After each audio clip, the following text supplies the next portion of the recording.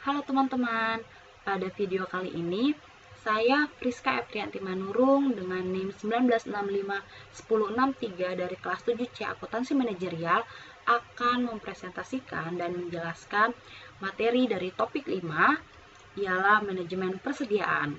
Manajemen persediaan tradisional, mutu, rekayasa, produk, harga, lembur, kapasitas berlebihan, kemampuan merespon pelanggan akibat kinerja yang kurang baik, waktu tenggang atau lead time, dan profitabilitas keseluruhan adalah hal-hal yang dipengaruhi oleh tingkat persediaan.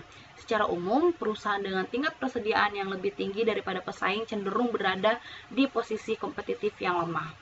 Biaya persediaan. Permintaan akan produk atau bahan diketahui dengan pasti untuk periode waktu tertentu, biasanya 1 tahun, di mana terdapat dua biaya utama yang terkait dengan persediaan.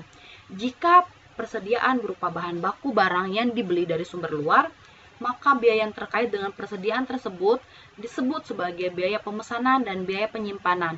Dan jika bahan atau barang diproduksi secara internal, maka biayanya disebut sebagai biaya persiapan dan penyimpanan. Biaya pemesanan atau ordering cost adalah biaya melakukan pesanan dan menerima pesanan.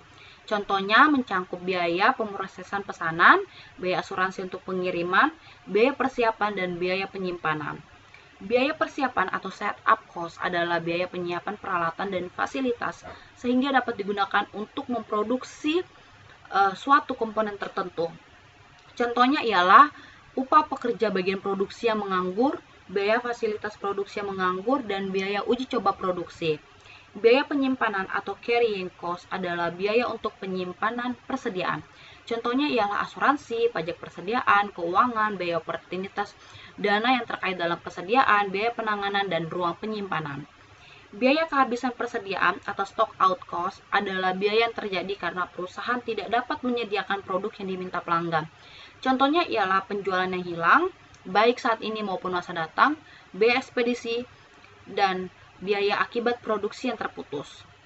EOQ dan manajemen persediaan. Pendekatan tradisional untuk mengelola persediaan dikenal sebagai sistem just in case. Contohnya, rumah sakit memerlukan persediaan peralatan medis, obat-obatan, dan perlengkapan penting lainnya sepanjang waktu untuk dapat menangani situasi darurat. Berikutnya ialah manajemen persediaan JIT. Kemajuan dalam transportasi dan komunikasi telah banyak berperan dalam sistem penciptaan kompetisi global. Kemajuan teknologi telah menyebabkan siklus hidup